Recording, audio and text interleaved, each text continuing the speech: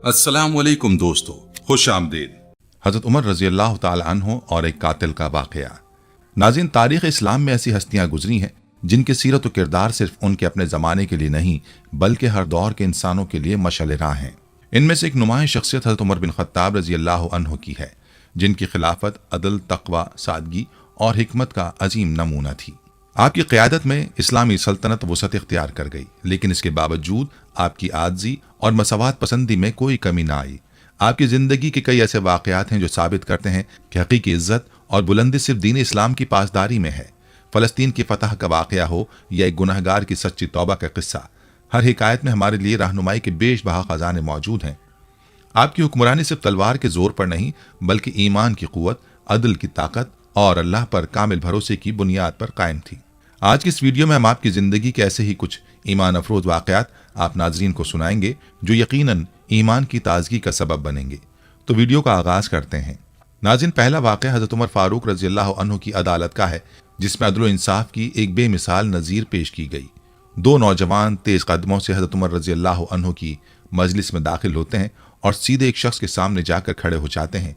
उनके चेहरों पर गम व गुस्से के आसार नुमाया हैं। वो हज़रत उमर रज़ी अल्लाह अन्हु को मुखातिब करके कहते हैं, या अमीरुल मोमिनीन, ये शख्स है जिसने हमारे वालिद को कत्ल किया है। मजलिस में एक लम्हे के लिए सन्नाटा छा जाता है। हज़रत उमर रज़ी अल्लाह अन्हु की गहरी नज़रें उस शख्स पर जम जाती हैं जिस पर इल्ज़ाम लगाया जा रहा है। आप सख्त लहजे में पूछते हैं, क्या ये सच है कि तुमने इनके बाप को कत्ल किया है? मुल्ज़िम सर झुकाकर जवाब देता है, हाँ अमीरुल मोमिनीन, यह हकीकत है कि मुझसे इनके वालिद का कत्ल सरजद हुआ। हज़रत उमर रज़ी अल्लाह अन्हु मज़ीद वज़ाहत तलब करते हैं, कैसे हुआ यह कत्ल? वो शख्स कहने लगा, या अमीरुल मोमिनीन, इनका वालिद मेरे खेत में अपने ऊँट समेत घुस आया था। मैंने उसे रोका, मना किया, मगर वो बाज ना आया। जब उसने मेरी बात पर कोई तवज्जो ना दी तो मैंने गुस्से में आकर एक पत्थर फेंका जो सीधा उसके सर पर लगा। वो मौके पर ही दम तोड़ गया। हज़रत उमर रज़ी अल्लाह अन्हु के चेहरे पर सख्ती आ जाती है। आप बिला झिझक ऐलान करते हैं, तो फिर इसका क़सास देना होगा, इसकी सज़ा मौत है।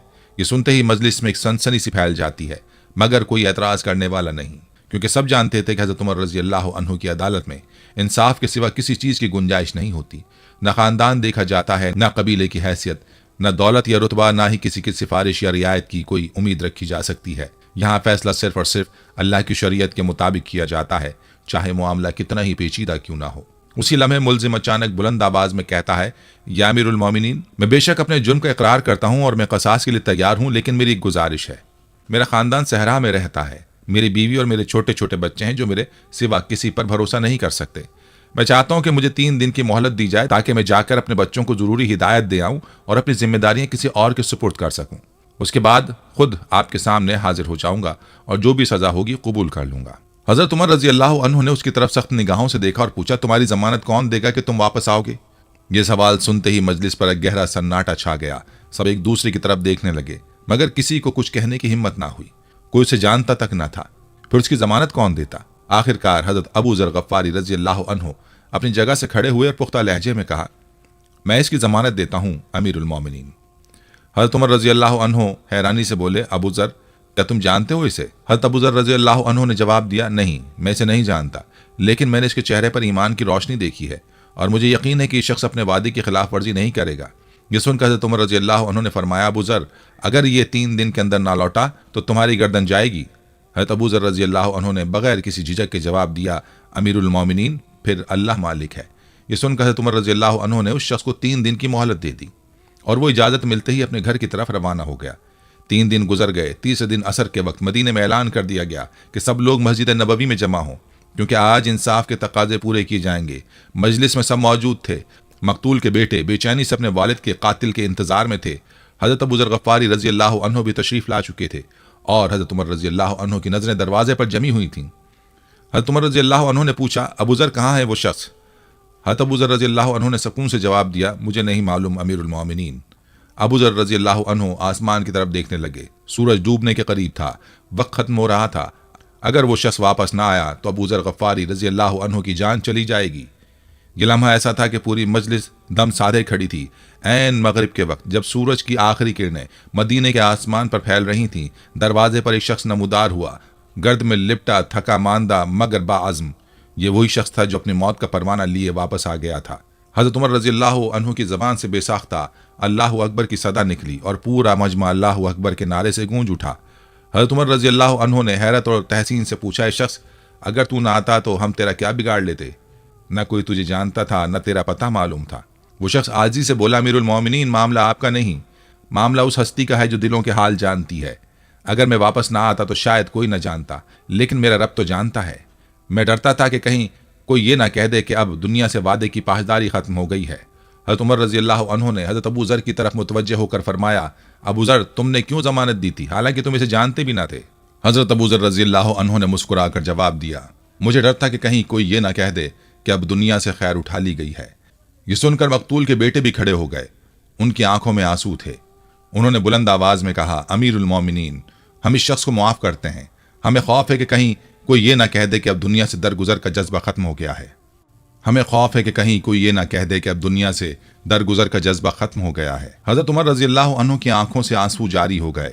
آپ نے فرمایا، اللہ اکبر، اے نوجوانوں، تمہاری عفو درگزر پر اللہ تمہیں جزائے خیر دے۔ اے ابو ذر، اللہ تجھے تیری سچائی اور مدد پر جزا دے، اور اے شخص، اللہ تجھے تیری وفا اور صداقت پر جزا دے، اور اے عمر، اللہ تجھے تیرے عدل و رحم پر جزا دے۔ یہ تھا حضرت عمر رضی اللہ عنہ کا عدل، جو قیامت تک کے لیے ایک مثال بن گیا۔ ناظرین، دوسرا واقعہ حضرت عمر فاروق رضی اللہ عنہ کے عدل، شفقت اور عاجزی کی ایک بڑی مثال ہے، جو ہمیں سکھاتا ہے کہ حکمران کا اصل کام عوام کی خدمت اور ان کے دکھ درد میں شریک ہونا ہے، نہ کہ ان پر روب جمانا یا اقتدار کے نشے میں مست رہنا۔ یہ اس وقت کی بات تھی جب حضرت عمر فاروق رضی اللہ عنہ خلافت کے فرائض سر انجام دے رہے تھے۔ مدینہ کی حدود سے کچھ فاصلے پر ایک شخص اپنی حاملہ بیوی کے ساتھ رات کے وقت پہنچا۔ چونکہ آدھی رات ہو چکی تھی اور وہ ایک مسافر تھا، اس لیے اس نے شہر میں داخل ہونے کے بجائے وہیں خیمہ لگا لیا تاکہ صبح ہونے پر مدینہ جا سکے۔ مسافر کی بیوی حاملہ تھی اور ولادت کا وقت قریب آ چکا تھا۔ رات کی تاریکی میں درد زاہ کی شدت سے وہ کراہنے لگی۔ یہ ایک مسافر کا درد تھا، ایک بے بس انسان کی بے بسی تھی، جسے نہ کسی مددگار کا علم تھا، نہ کسی سہولت کی دستیابی کا۔ ادھر حضرت عمر فاروق رضی اللہ عنہ اپنے روایتی گشت پر تھے۔ رات کے وقت وہ مدینہ کی گلیوں میں پھرتے تاکہ خود اپنی آنکھوں سے عوام کے حالات دیکھ سکیں۔ ان کے ساتھ ان کا ایک غلام بھی تھا۔ جب وہ شہر کی حدود کے قریب پہنچے تو انہوں نے دیکھا کہ ایک جگہ آگ جل رہی ہے اور ایک خیمہ لگا ہوا ہے۔ یہ منظر دیکھ کر حضرت عمر رک گئے اور غلام کو حکم دیا کہ جا کر معلوم کرے یہ کون لوگ ہیں اور یہاں کیوں ٹھہرے ہیں۔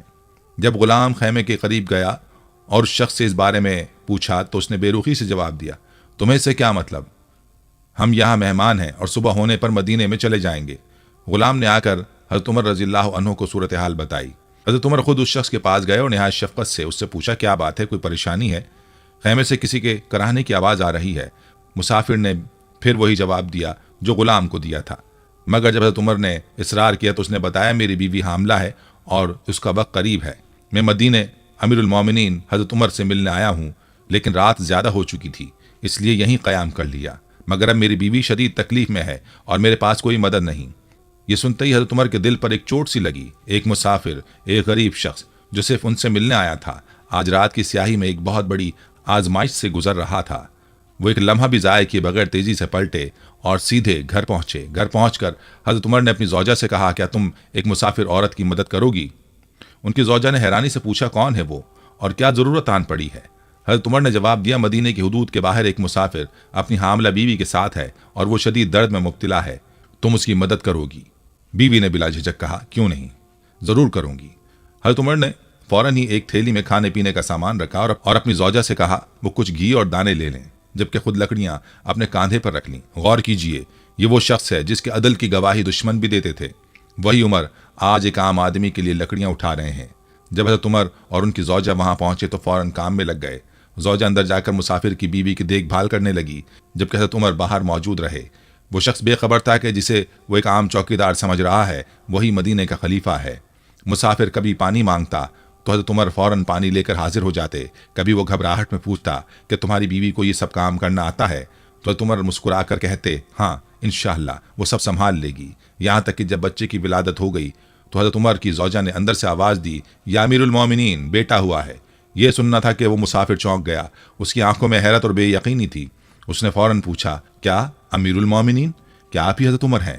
جب اسے یقین آیا کہ وہ باقی حضرت عمر فاروق ہیں تو وہ زمین پر گر پڑا اور رونے لگا۔ اس نے کہا، وہ عمر جس کے عدل کی مثالیں دی جاتی ہیں، وہی عمر جس کا روب कैसर व कसरा पर तारी है। वही उमर जिसके बारे में रसूलुल्लाह सल्लल्लाहु अलैहि वसल्लम ने दुआ मांगी थी, वो खुद मेरी खिदमत कर रहे थे। हज़रत उमर ने उसे उठाया और शफकत से कहा, बेटा तुम्हें मालूम नहीं कि तुम कहाँ आए हो? तुम मेरे आका मोहम्मद सल्लल्लाहु अलैहि वसल्लम के मदीने में हो। यहाँ गरीबों का इस्तकबाल होता है। यहाँ बादशाहों के लिए नहीं बल्कि यतीमों, मिस्किनों और मजलूमों के लिए दरवाजे खुलते हैं। यहाँ इज्जत मालो दौलत से नहीं, किरदार और तकवा से मिलती है। ये कहकर हज़रत उमर फारूक की आंखों में आंसू आ गए। वो मुसाफिर भी ज़ारो कतार रोने लगा और हज़रत उमर ने उसे गले लगा लिया। यही वो अदल इंसाफ था जिसकी बदौलत हज़रत उमर फारूक रज़ी अल्लाह अन्हु का नाम आज भी जिंदा है और रहती दुनिया तक रहेगा। नाज़रीन, हज़रत उमर फारूक रज़ी अल्लाह अन्हु की ज़िंदगी का हर पहलू एक मुनफरिद शान और गैर मामूली खुसूसियात का हामिल है। उनकी बहादरी, दियानतदारी, अदल इंसाफ और इस्लामी तालीमात से बेपनाह मोहब्बत ने उन्हें तारीख का एक रोशन सितारा बना दिया। उनके इस्लाम कबूल करने का वाक़या नहायत ईमान अफरोज़ और हैरत अंगेज़ है, जो इस बात का सबूत है कि जब अल्लाह ताला किसी को हिदायत देना चाहता है तो उसके लिए रास्ते खुद खोल देता है, चाहे वो इब्तिदा में इस्लाम का सख्त तरीन दुश्मन ही क्यों ना हो। रिवायात में आता है कि हज़रत उमर फारूक रज़ी अल्लाह अन्हु के ज़माने जाहिलियत में एक काहिन उनके पास से गुजरा।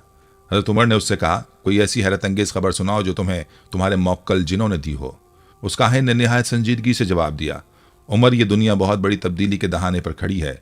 मैं एक दिन बाजार में जा रहा था कि अचानक मेरी मौक्कल जिनिया मेरे पास आई। वो शदीद खौफजदा और घबराई हुई थी। मैंने उससे पूछा कि क्या हुआ, तो वो कहने लगी, जिन्नात में ज़बरदस्त हलचल मच चुकी है। वो सब निहायत खौफजदा और मायूस हो चुके हैं। ऐसा महसूस होता है कि जैसे उनकी दुनिया उलट गई हो। उनके अकायद और तरीके टूट फूट चुके हैं। वो अपना सामान समेट रहे हैं और किसी अनजाने खौफ के ज़ेर असर भागने की तैयारी कर रहे हैं। ये बात सुनकर उमर फारूक रज़ी अल्लाह अन्हु ने उसकी तायद की और कहा, यह बात बिल्कुल दुरुस्त है, मैं खुद इसकी गवाही देता हूँ। एक दिन मैं हमारे बुतों के पास सो रहा था कि अचानक एक आदमी आया। उसने वहाँ एक बछड़ा ज़िबा किया और जैसे ही वो ज़िबा किया, उस बुत के अंदर से एक ज़बरदस्त और लर्ज़ाखेज़ चीख सुनाई दी। ऐसी चीख जो मैंने इससे पहले कभी नहीं सुनी थी। वो आवाज़ मुसलसल यही कह रही थी, हाय हम मारे गए, हम तबाह हो गए।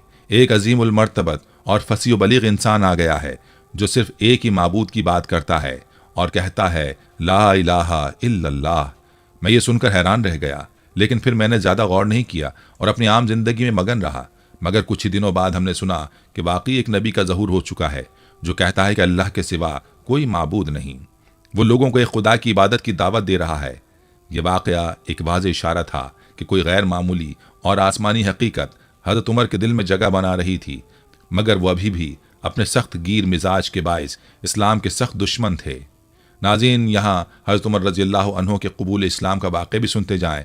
एक रोज़ हज़रत उमर फारूक रज़ी अल्लाह अन्हु अपनी तलवार लटकाए गुस्से में भरे हुए निकले। रास्ते में बनु ज़हरा कबीले के एक शख्स से मुलाकात हुई। उसने पूछा, ऐ उमर, कहाँ जा रहे हो? हज़रत उमर ने गुस्से में कहा, मोहम्मद सल्लल्लाहु अलैहि वसल्लम को कत्ल करने जा रहा हूँ। वो हमारे आबा व अजदाद के दीन को बदल रहे हैं, हमारे माबूदों की तौहीन करते हैं और लोगों को बहका रहे हैं। वो शख्स मुस्कुराया और कहा, उमर, तुम्हें मालूम है कि अगर तुमने ऐसा किया तो बनी हाशिम और बनी ज़हरा के इंतकाम से कैसे बचोगे? उनका पूरा कबीला तुम्हारे खिलाफ उठ खड़ा होगा।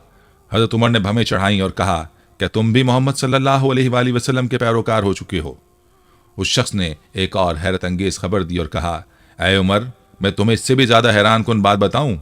तुम्हारी अपनी बहन फातिमा और तुम्हारे बहनोई भी इस्लाम कबूल कर चुके हैं। ये सुनकर हज़रत उमर का गुस्सा और बढ़ गया और वो सीधे अपनी बहन के घर पहुंचे। दरवाज़ा खटखटाया।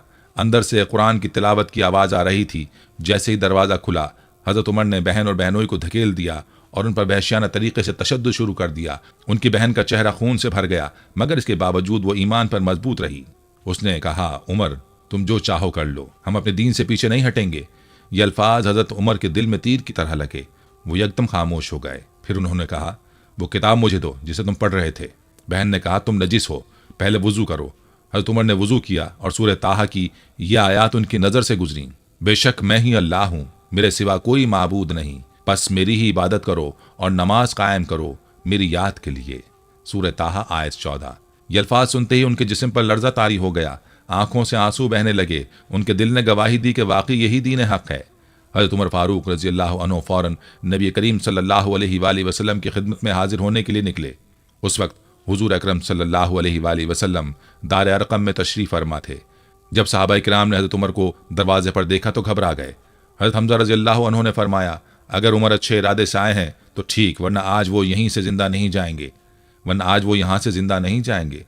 حضور اکرم صلی اللہ علیہ وآلہ وسلم نے فرمایا عمر کو اندر آنے دو۔ جب حضرت عمر اندر داخل ہوئے تو ان کی آنکھوں سے آنسو جاری تھے۔ انہوں نے عرض کیا، یا رسول اللہ، میں اللہ اور اس کے رسول پر ایمان لاتا ہوں۔ یہ سنتے ہی پورا مکان نعرہ تکبیر سے گونج اٹھا۔ صحابہ کرام نے خوشی سے اللہ اکبر کے نعرے بلند کیے، جن کی آواز پورے مکہ میں گونج گئی۔ ناظرین، حضرت عمر فاروق رضی اللہ عنہ نے بعد میں 24 لاکھ مربع میل پر حکومت کی، لیکن ان کی حکمرانی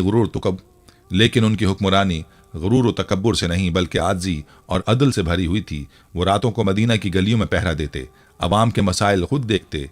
وہ فرمایا کرتے تھے، اگر فرات کے کنارے کوئی کتا بھی پیاسا مر گیا تو قیامت کے دن مجھ سے اس کا حساب لیا جائے گا۔ یہی حضرت عمر فاروق رضی اللہ عنہ کا کردار تھا جو تاریخ میں ہمیشہ کے لیے امر ہو چکا ہے۔ حضرت عمر فاروق رضی اللہ عنہ کی زندگی عدل و انصاف، دیانتداری اور تقوی کا اعلیٰ نمونہ تھی۔ ان کے فیصلے اور طرز حکمرانی نہ صرف ان کے دور کے لوگوں کے لیے مشعل راہ تھے بلکہ آج بھی حکمرانوں کے لیے ایک مثال ہیں۔ ان کی سادگی، خود احتسابی اور عوامی خدمت کے جذبے کی بے شمار مثالیں تاریخ میں محفوظ ہیں۔ ایک مرتبہ دربار کا وقت ختم ہونے کے بعد حضرت عمر فاروق رضی اللہ عنہ اپنے گھر آئے اور کسی ذاتی کام میں مصروف ہو گئے۔ اسی دوران ایک شخص حاضر ہوا اور اپنے کسی مقدمے کے فیصلے کے لیے آپ سے مدد طلب کرنے لگا۔ حضرت عمر کو یہ بات ناگوار گزری کہ دربار میں آنے کے بجائے وہ شخص اب وقت فرصت میں ان کے پاس آیا تھا۔ غصے میں آ کر آپ نے اس شخص کو درہ مارا اور فرمایا، جب میں عدالت لگاتا ہوں تو تم نہیں آتے، اور جب میں اپنے ذاتی امور میں مشغول ہوتا ہوں تو تم اپنے مقدمے لے کر آ جاتے ہو۔ تاہم بعد میں حضرت عمر رضی اللہ عنہ کو اپنی اس حرکت کا شدید احساس ہوا کہ انہوں نے اس شخص کے ساتھ زیادتی کی ہے۔ فوراً اس شخص کو بلوایا، درہ اس کے ہاتھ میں دیا اور اپنی پیٹھ آگے کر کے فرمایا، مجھے بھی ویسا ہی درہ مارو کیونکہ میں نے تم پر زیادتی کی ہے۔ وہ شخص شرمندہ ہوا اور عرض کی، امیر المومنین، میں نے آپ کو معاف کیا، مگر حضرت عمر رضی اللہ عنہ نے اصرار کیا کہ قیامت کے دن اس کا حساب دینا پڑے گا، اس لیے ابھی بدلہ لے لو۔ اس دوران وہ روتے جا رہے تھے اور فرماتے جا رہے تھے، عمر، ایک شخص تیرے پاس اپنا حق لینے آیا تھا اور تو نے اسے درہ مار دیا۔ کیا تو سمجھتا ہے کہ تو ہمیشہ زندہ رہے گا؟ اللہ نے تجھے اسلام کی دولت سے نوازا، لیکن تو پہلے ایک عام چرواہا تھا، تو پہلے ظالم تھا، تو کافر تھا۔ اے عمر، تجھے ہر عمل کا حساب دینا ہوگا۔ یہ کہتے ہوئے آپ دیر تک روتے رہے اور اللہ تعالیٰ سے معافی مانگتے رہے۔ ایک روز حضرت عمر فاروق رضی اللہ عنہ مدینہ کی گلیوں میں گشت کر رہے تھے کہ انہیں بڑی مقدار میں غلہ ذخیرہ کیا ہوا نظر آیا۔ جب آپ نے دریافت کیا تو معلوم ہوا کہ غلہ تجارت کے لیے رکھا گیا ہے۔ آپ نے خوش ہو کر فرمایا، اللہ اس میں برکت دے، اس کے مالک کو بھی برکت عطا فرمائے۔ مگر جب آپ کو معلوم ہوا کہ یہ ذخیرہ اندوزی کا مال ہے تو آپ کا چہرہ سختی سے سرخ ہو گیا۔ دریافت کرنے پر معلوم ہوا کہ حضرت عثمان غنی رضی اللہ عنہ کے ایک غلام فروغ اور آپ ہی کے ایک غلام نے یہ ذخیرہ کر رکھا تھا۔ دونوں کو فوراً بلا بھیجا اور پوچھا، تم نے مسلمانوں کی غذائی ضروریات کی ذخیرہ اندوزی کیوں کی؟ انہوں نے جواب دیا، ہم نے یہ اپنے پیسوں سے خریدا ہے اور ہمیں اختیار ہے کہ جیسے چاہیں بیچیں۔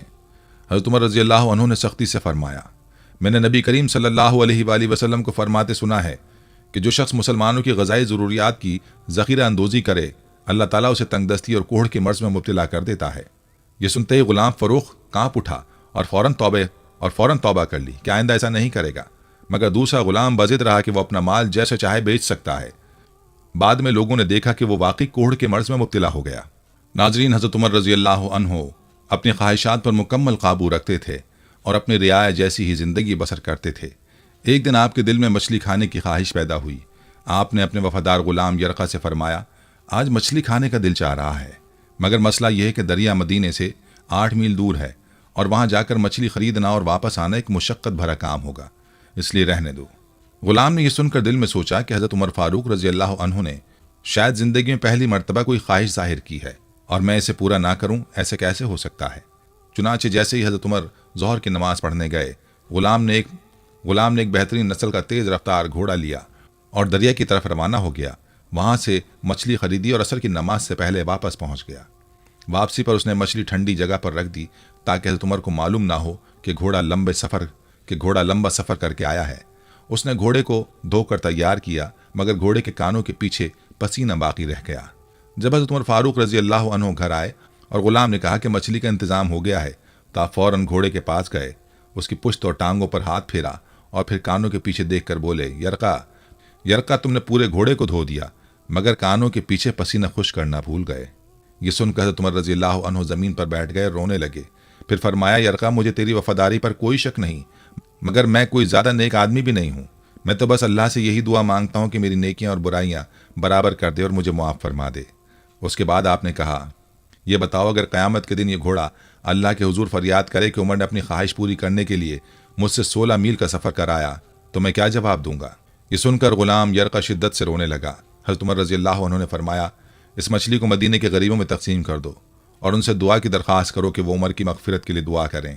یہ واقعات حضرت عمر فاروق رضی اللہ عنہ کی غیر معمولی عدل، دیانتداری، سادگی اور خوف خدا کی بہترین مثالیں ہیں۔ ان کی زندگی کا ہر لمحہ ایک حکمران کے لیے نصیحت ہے کہ اقتدار، طاقت اور دولت انسان کو مغرور نہیں بلکہ مزید ذمہ دار بناتی ہے۔ ناظرین، اگلا واقعہ حضرت عمر بن خطاب رضی اللہ عنہ کی عدل، تقوی، اسلامی حمیت اور اللہ پر کامل بھروسے کی بہترین مثال ہے۔ ہجرت کے 15ویں سال جب اسلامی لشکر کے قائدین حضرت عمرو بن عاص، شرجیل بن حسنہ اور ابو عبیدہ بن جراح رضی اللہ عنہم کو مقدس سرزمین کی حکمرانی سنبھالنے کے لیے بھیجا گیا تو وہاں کے مسیحی حکمران پادری جعفر بن بیروز نے شہر کی چابیاں ان کے حوالے کرنے سے انکار کر دیا۔ پادری کا کہنا تھا کہ ان کی مذہبی کتابوں میں درج ہے کہ جس شخص کے ہاتھوں میں یہ شہر فتح ہوگا اس کی کچھ مخصوص نشانیاں ہوں گی جو وہ ان قائدین میں نہیں دیکھ رہے۔ اس صورتحال کو دیکھتے ہوئے اسلامی لشکر کے سپہ سالاروں نے امیر المومنین حضرت عمر بن خطاب رضی اللہ عنہ کو پیغام بھیجا کہ آپ خود یہاں تشریف لائیں تاکہ اس مسئلے کو حل کیا جا سکے۔ یہ خبر ملنے پر حضرت عمر رضی اللہ عنہ نے سفر کا ارادہ فرمایا اور اپنے غلام کے ہمراہ روانہ ہوئے۔ راستے میں عدل و مساوات کا ایسا منظر نظر آیا جو تاریخ میں سنہرے حروف سے لکھا گیا۔ دونوں باری باری سواری پر سوار ہوتے اور کبھی کبھی دونوں ہی پیدل چلنے لگتے تاکہ جانور پر زیادہ بوجھ نہ پڑے۔ جب آپ شام کی حدود میں داخل ہونے لگے تو راستے میں کیچڑ کا سامنا ہوا۔ حضرت عمر رضی اللہ عنہ اونٹنی سے اترے، اپنے جوتے ہاتھ میں اٹھائے اور اونٹنی کے لگام تھام کر کیچڑ عبور کرنے لگے۔ یہ منظر دیکھ کر حضرت ابو عبیدہ بن جراح رضی اللہ عنہ نے عرض کیا، امیر المومنین، شام کے معزز شہری اور حکمران آپ سے ملنے آ رہے ہیں اور آپ اس حال میں ہیں۔ حضرت عمر رضی اللہ عنہ نے جواب دیا، اے ابو عبیدہ، اگر یہ بات کسی اور نے کہی ہوتی تو میں اسے امت محمدیہ کے لیے عبرت بنا دیتا۔ ہم وہ قوم ہیں جسے اللہ نے اسلام کے ذریعے عزت دی ہے۔ اگر ہم اسے چھوڑ کر کسی اور چیز میں عزت تلاش کریں گے تو اللہ ہمیں ذلیل کر دے گا۔ یہاں سے سفر جاری رہا اور اتفاق ایسا ہوا کہ جب حضرت عمر رضی اللہ عنہ شہر کے قریب پہنچے تو سواری کی باری غلام کی تھی اور آپ خود پیدل چل رہے تھے۔ جب شہر میں داخل ہوئے تو حکمران نے حیرت سے آپ کو دیکھا، آپ کے لباس پر نظر ڈالی جس میں 17 پیوند لگے ہوئے تھے۔ اس نے فوراً شہر کی چابیاں آپ کے حوالے کر دیں، پھر کہنے لگا، ہماری کتابوں میں لکھا تھا کہ فاتح وہ ہوگا جو پیدل داخل ہوگا، اس کا غلام سوار ہوگا۔ ناظرین، یہ تھی ہماری آج کی ویڈیو۔ ہم امید کرتے ہیں کہ آپ کو ہماری آج کی یہ ویڈیو ضرور پسند آئی ہوگی۔ اگر آپ کو ہماری آج کی یہ ویڈیو پسند آئی ہے تو آپ سے گزارش کرتے ہیں کہ آپ ہمارے چینل کو ضرور سبسکرائب کر لیں اور ساتھ ہی لگے بیل کے بٹن کو بھی پریس کر لیں تاکہ آپ کے پاس ہماری آنے والی مزید معلوماتی ویڈیوز کا نوٹیفیکیشن بر وقت ملتا رہے۔ سبسکرائب کے ساتھ ساتھ ہماری ویڈیوز کو لائک بھی کریں اور اپنی قیمتی رائے کا اظہار کمنٹس میں ضرور کریں۔ کمنٹس میں آپ اپنے سوالات بھی ہم تک پہنچا سکتے ہیں۔ اللہ تعالیٰ آپ کو اپنے حفظ و امان میں رکھے، آمین۔